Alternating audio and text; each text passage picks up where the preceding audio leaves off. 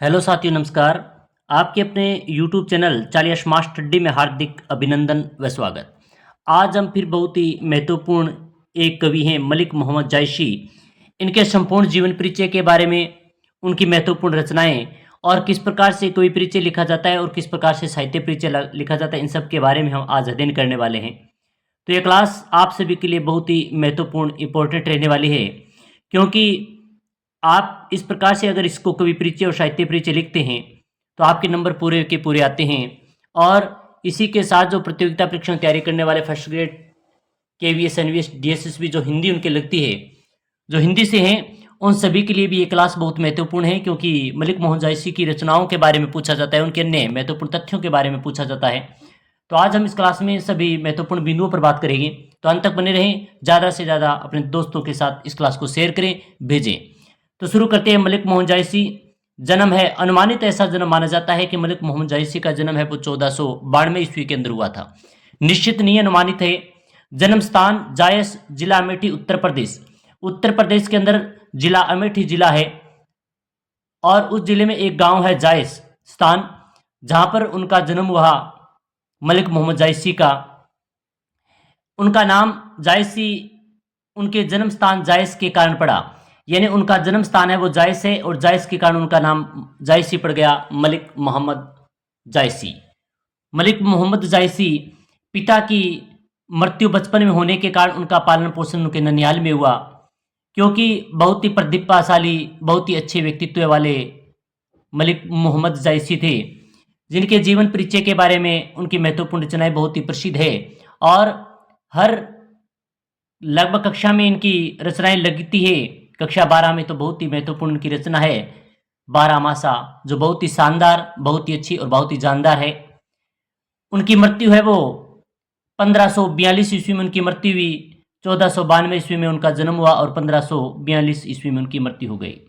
महत्वपूर्ण बिंदुओं पर चर्चा करते हैं। अन्य महत्वपूर्ण तथ्य क्या है? मलिक मोहम्मद जायसी एक प्रसिद्ध सूफी कवि थे, सूफी कवि माने जाते हैं, बहुत ही महत्वपूर्ण कवि हैं। इन्होंने अवधी भाषा में भक्ति और प्रेम की भावना से आत्मप्रोत साहित्य की रचना की। मलिक मोहम्मद जायसी अवधी भाषा में भक्ति और प्रेम भावना से आत्मप्रोत महत्वपूर्ण रचनाओं का उन्होंने वर्णन किया, उनकी रचनाएं उन्होंने लिखी है।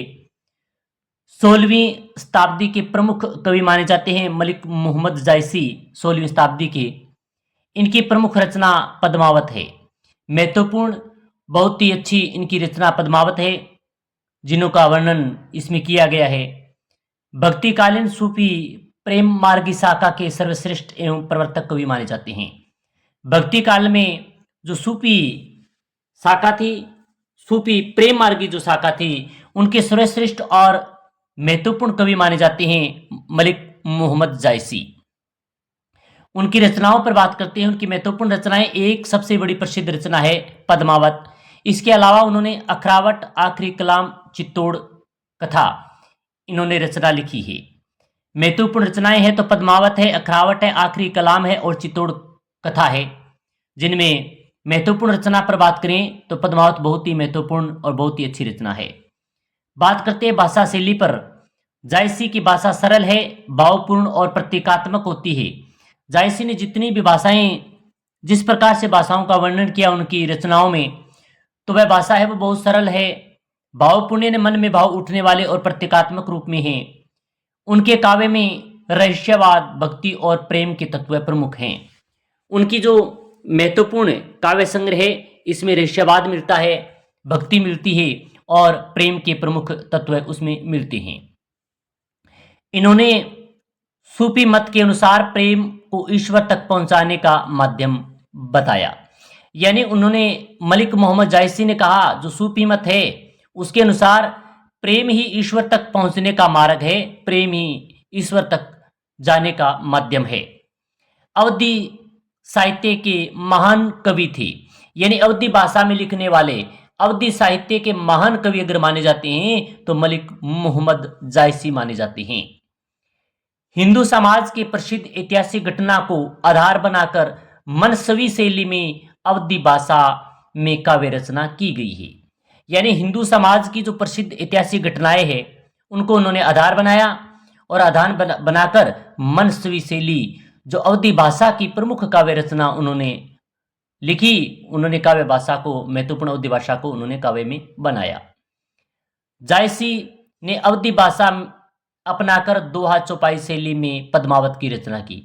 हमने अभी चर्चा की है कि उनकी बहुत ही महत्वपूर्ण और प्रसिद्ध रचना है तो वो पद्मावत है। तो उन्होंने अवधी भाषा को अपनाया और अवधी भाषा अपनाकर दोहा चौपाई शैली है, दोहा चौपाई छंद है, तो उस उन्हीं छंदों को पद्मावत में उन्होंने लिखा, उन्होंने वर्णन किया। इनकी रचना में लोकोक्तियों, मुहावरों तथा अलंकारों के प्रयोग में इन पर लोक संस्कृति का प्रभाव दिखाई देता है। इनकी जितनी भी रचनाएं उन्होंने लिखी, ज्यादा रचनाएं नहीं लिखी है, कुछ महत्वपूर्ण रचनाएं हैं। उन रचनाओं में लोकोक्तियों का प्रयोग किया गया, मुहावरों का प्रयोग किया गया, अलंकारों का प्रयोग किया गया, जो कि लोक संस्कृति का प्रभाव इसमें दिखाई देता है। तो हमने आज इस महत्वपूर्ण साहित्य परिचय के बारे में अध्ययन कर रहे हैं। तो ये हमारा जो यूट्यूब चैनल है चालिया स्मार्ट स्टडी, इस पर हम अध्ययन कर रहे हैं। इस पर अन्य बहुत से महत्वपूर्ण कवि हैं, लेखक हैं, जिनके कवि परिचय के बारे में, जिनके साहित्य परिचय के बारे में हम अध्ययन कर रहे हैं। प्ले लिस्ट बनी हुई है अन्य महत्वपूर्ण कवियों के बारे में, अन्य महत्वपूर्ण लेखकों के बारे में। अगर आपको कुछ जानना है, समझना है, उनको कुछ सीखना है, तो आप प्ले लिस्ट बनी उस पर देखें अवश्य, क्योंकि ये बहुत ही महत्वपूर्ण इंपॉर्टेंट सभी है और सभी को हम ट्रिक के माध्यम से हमने करवाया है। बाकी आप अन्य देखो इतनी शानदार ट्रिक हैं जो आपको सिर्फ एक एक लाइन याद करने से संपूर्ण जीवन परिचय है, संपूर्ण रचना याद होगी। तो आप अवश्य प्लेलिस्ट को देखें।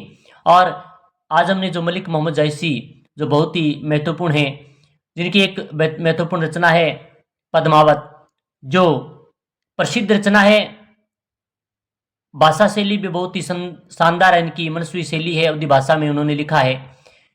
तो आप अच्छी तरीके से इनको देखें। आशा करते हैं कि क्लास आपको बहुत अच्छी लगी होगी।